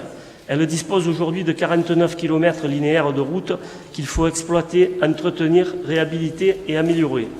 L'ambition de la commune étant de favoriser la mobilité durable des personnes, une programmation annuelle se fait selon les priorités suivantes. Aménagement des voiries pour leur mise en sécurité, aménagement des voiries et des espaces publics pour améliorer le cadre de vie des usagers, amélioration selon les axes les plus roulants. Au vu des montants importants des travaux envisagés, il est nécessaire pour la commune de déposer un dossier de demande de subvention exceptionnelle auprès du conseil départemental. Donc vous avez le financement du coût total des projets de 310 000 €, subventionné à 80% pour un montant de 248 000 € par le conseil départemental et une part d'autofinancement de la ville de 62 000 €. Il est donc proposé au conseil municipal d'autoriser M. le maire à effectuer toute démarche pour faire une demande d'aide exceptionnelle pour des travaux de voirie concernant la tranche 2015, estimée à 310 000 € hors taxes au plus fort taux au conseil départemental. D'autoriser M. le maire à signer tous les documents nécessaires à l'exécution de la présente délibération et de dire que les crédits nécessaires sont inscrits au budget communal. Merci, M. Rougon. Pour cette délibération des commentaires, il n'y en a pas. Des avis contraires, des abstentions, adoptées à l'unanimité. Je vous en remercie. Encore du travail, M. Rougon. Le rapport 34. Avant d'attaquer le rapport, je voudrais associer l'ensemble de toutes ces délibérations concernant une demande de subvention exceptionnelle. Comme je l'avais dit la dernière fois, il a fallu toute la force de persuasion de M. le maire auprès du président du Conseil général pour obtenir toutes ces subventions qui allégeront les ménages port-saint-louisiens et me fait féliciter de constater une fois de plus que le fait d'être sans étiquette mais de faire de la politique ne pénalise pas notre commune et les ménages port-saint-louisiens. Cette parenthèse est fermée. La délibération numéro 2015-034 est relative à une demande de subvention exceptionnelle au conseil départemental pour des travaux de voirie, zone d'activité du Malabarge 1. La zone d'activité d'aménagement concerté Malabarge 1, réalisée par la commune, a été transférée par la délibération 2002-66 du 15 novembre 2002 au SAN Ouest-Provence au titre de sa compétence développement économique. Pour poursuivre la commercialisation des lots, la ZAC Malabarge 2 a été aménagée par le SAN. Par délibération numéro 2011-007 du 18 janvier 2011, la commune a intégré dans son patrimoine la gestion des voiries et des espaces verts des ZAC Malabarge 1 et 2. Les voiries de Malabarge 1 n'avaient pas fait l'objet à l'époque de mise en conformité préalable au transfert réalisé. Depuis, aucun travaux n'ont été réalisés pour remettre à niveau cette voirie.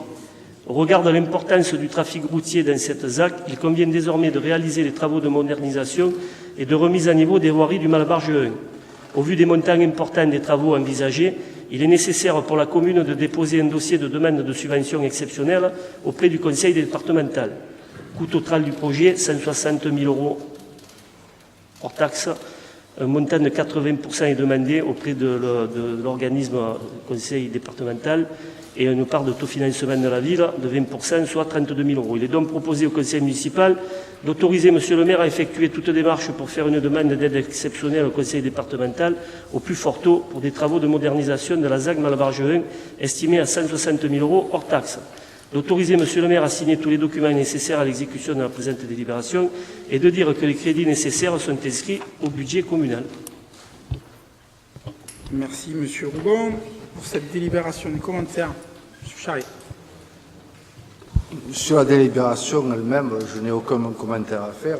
Nous avons toujours voté les délibérations, comme vous d'ailleurs, à l'époque où vous étiez dans l'opposition, qui permettent à la commune d'avoir des subventions, des financements croisés pour réaliser un certain nombre de réalisations. Monsieur le Premier adjoint, vous ne pouvez pas vous empêcher, je ne sais pas pourquoi, systématiquement de dire que grâce au travail du maire, la commune a bénéficié de subventions du Conseil général. Je pense que c'est normal que le maire puisse, auprès du président du Conseil général, aujourd'hui c'est une présidente, s'investir pour faire valoir ses projets et convaincre la collectivité de pouvoir apporter son soutien. Dans l'avenir, il y a une nouvelle majorité aujourd'hui, puisque moi j'étais à la majorité hier, mais aujourd'hui il y a une nouvelle majorité dont on ne sait pas quelle sera sa politique en termes d'accompagnement des collectivités. Madame Vassal a dit qu'elle serait dans la continuité, mais le conseil départemental, comme le conseil régional, comme le SAN, comme la commune, ont les mêmes difficultés de dotation de l'État et on ne sait pas comment elle va évoluer. La loi NOTRe n'est toujours pas définitivement votée. On ne connaît pas l'ensemble des compétences qui seront données aux différentes collectivités, ni même si la clause de compétence générale sera maintenue ou pas dans l'avenir. Mais pour revenir au propos de Monsieur le Premier adjoint, vous l'avez très bien dit dans la délibération, je cherche les dates, la commission permanente du 27 septembre et la commission permanente du 22 septembre 2013 et du 22 octobre 2014, le conseiller général que j'étais à l'époque a voté les subventions et toutes les subventions que la commune de Port-Saint-Muron a demandées, même quand je n'étais plus maire. Très bien, Monsieur Charrier. Je ne pense pas que c'est ce que voulait dire mon premier adjoint. Heureusement que vous votez les subventions pour la commune de Port-Saint-Muron entre nous. Ce que voulait dire Monsieur le premier adjoint, mais je ne veux pas parler à sa place, c'était surtout de mettre en évidence que le fait d'être sans étiquette n'est pas un obstacle à la défense des dossiers et l'obtention de subventions. Je pense que c'est ce qu'il voulait dire. Et bien entendu, je m'inscris dans vos propos. La gouvernance du Conseil général a changé, du Conseil départemental, pardon, a changé. Et même s'il existe des incertitudes quant à la pérennité de la manière dont les aides arrivaient vers les communes, en tout cas, comptez sur moi pour m'inscrire dans une politique volontaire de sollicitation auprès du Conseil général. Et je compte bien, puisque Mme Stamatou me l'avait dit la dernière fois, utiliser comme relais les nouveaux conseillers départementaux du canton d'Arles nouvellement élus, pour qu'ils puissent eux aussi, comme le faisait M. Charrier par le passé, voter et soutenir les subventions que nous demandons. Voilà. Mais malheureusement, j'ai cru comprendre qu'il ne siégeait pas dans la majorité. Bon, mais ça, je ne pense pas que c'est un obstacle, parce que si le conseil général, enfin, le conseil départemental fonctionne comme le conseil général, ça n'exclut pas d'avoir une oreille attentive à l'ensemble des dossiers, qu'ils soient portés par... Je me trompe, M. Charrier, je sais pas. J'ai jamais été conseiller général, moi. Alors, on va voter ce rapport. Ah non, j'allais oublier. Parce que là, on parle quand même de quelque chose, ça, je ne peux pas m'empêcher de le dire. Quand je l'ai vu, ça, non, mais c'est vrai, à Ouest-Provence, je leur ai dit, quoi. Je leur ai dit ça, à moi, vous me l'auriez jamais transféré dans cet état. Non, parce qu'il ne faut pas oublier qu'ils vous ont refilé la rue pourrie, entre guillemets, quoi. Elle est défoncée et vous l'avez pris. Sans leur demander, oh, vous me la faites nickel, et après je la prends. Fait moi, quand je suis avec eux, je leur dis ça, hein. C'est de cette manière-là qu'il faut faire, M. Charrier, pour préserver les intérêts de la commune. Il faut être vigilant sur tous les dossiers et qu'on ne fasse pas réintégrer des biens communaux dans le sein de la collectivité et que après on se tape les travaux. Enfin, vous, en l'occurrence, vous ne les avez pas fait, c'est nous qu'on va les faire pour remettre en état parce que la zone Mallebarge là-bas, faut y aller. Hein. Ils sont désespérés les gens là-bas. Alors quand vous parlez de passif que vous reprochez à mon prédécesseur, moi je ne veux pas faire plus de polémique. J'ai de la matière aussi, mais je vous rends la parole. Monsieur le maire, sur ce sujet, je ne vais pas revenir, effectivement, vous avez raison, l'état de la voirie tel qu'elle est transférée, le SAN à la commune, n'est pas adéquat. Mais je reprends les propos de votre adjoint aux finances, 20 millions d'euros du SAN sur la commune en 6 ans. Je vous souhaite d'en avoir autant. J'espère. Par contre, si on commence à compter à partir de maintenant, on est déjà proche. Hein. Ça a été vite. Hein. Alors, ce rapport, des abstentions, des votes contre... À l'unanimité, Marilyn Oxizouglou pour le rapport 35, le rapport suivant. Demande de subvention au conseil départemental pour l'acquisition d'un autocar de 51 places. Dans le cadre du programme d'investissement proposé au titre de l'année 2015, certains travaux ou acquisitions peuvent faire l'objet d'une participation financière. Considérant la nécessité d'acquérir un autocar pour assurer en régie le transport ponctuel lors des déplacements faits par les écoles, le service enfance, jeunesse dans le cadre du centre de loisirs sans hébergement. Il est donc proposé au conseil municipal de solliciter auprès du conseil départemental des Bouches-du-Rhône une subvention au plus fort taux pour l'acquisition d'un autocar de 51 places d'une valeur de 191 000 € hors taxe. D'autoriser Monsieur le maire à signer tous les documents nécessaires à l'exécution de la présente délibération. Sur cette délibération, des commentaires, des votes contre, des abstentions, adopté à l'unanimité. Merci beaucoup. Le rapport 36, rapporté par M. Gay. Il s'agit d'une demande de subvention auprès du Conseil régional et du Conseil général pour la gestion des thés de l'embouchure. M. Gay. Merci, monsieur. Conseil départemental.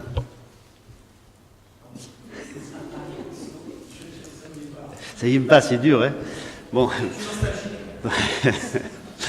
Le Conservatoire du littoral a acquis dans les années 80-86 des terrains situés au sud de l'Anse de Carteau, dénommés le Thé du Mazet et le Thé du Levant.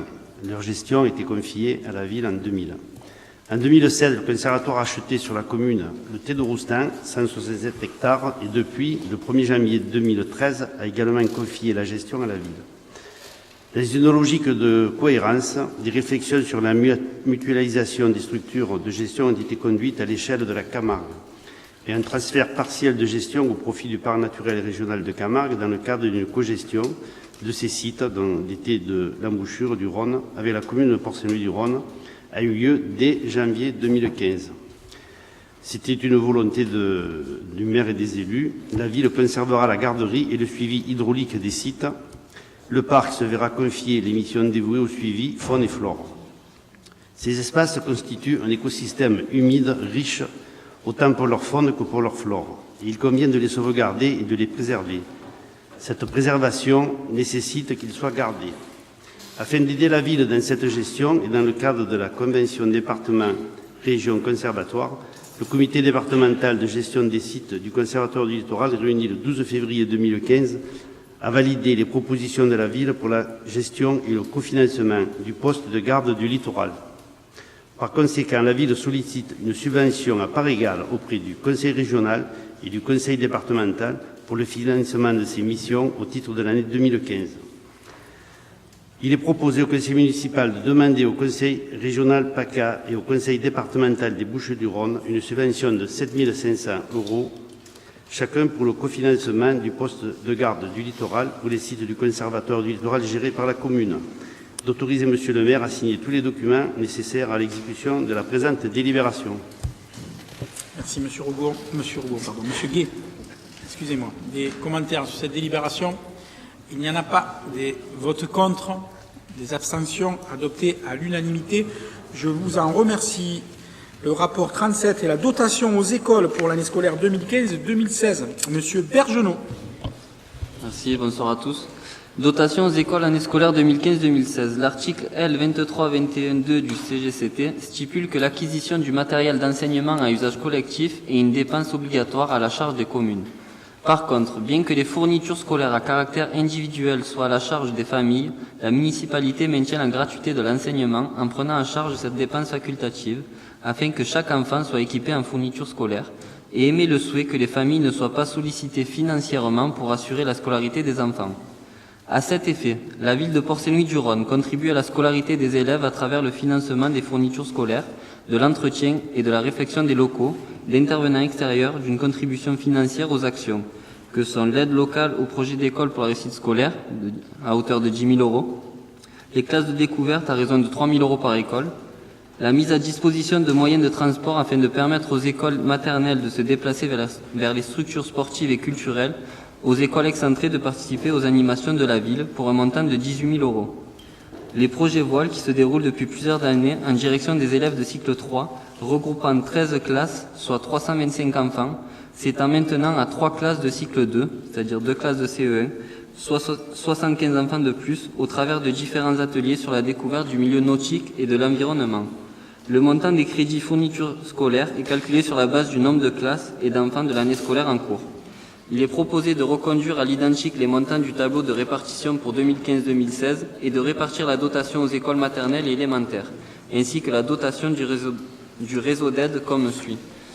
Pour les écoles maternelles Daniel Casanova, 3 970,31 €, Louise Michel, 3 classes, 4 060,67 €, Anne Franck, 5 classes, donc 6 387,15 €, France Bloch, 6 442,37 €.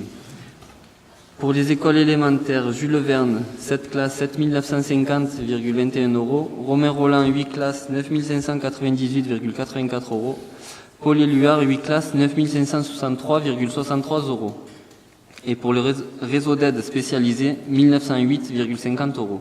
Le montant global des dotations tient compte de la répartition des crédits, obligation imposée par la M14. Il est donc proposé au Conseil municipal d'approuver la répartition de la dotation scolaire 2015-2016. Merci, Monsieur Bergelot. Des questions sur ce rapport? Monsieur Charrier.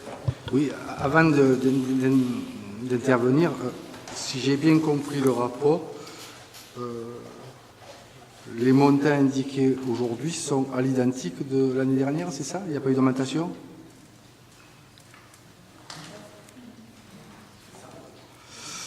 Eh bien, écoutez, vous avez dit la fête est finie pour les écoles. À moins que de considérer, oui, là, on a la première délibération de vos choix. Ah, oui, non, mais je vais faire, excusez-moi, je vais prendre un peu de temps. Ah non, mais c'est pas grave, non, je finis mon propos. Effectivement, vous avez là un budget facultatif d'accompagnement que nous avons tous mis en place. Deux anciens maires et un maire aujourd'hui, on les a tous mis en place, il n'y a pas de souci. Je parle là des fournitures scolaires. Chaque année, nous les avons indexés du coût de la vie.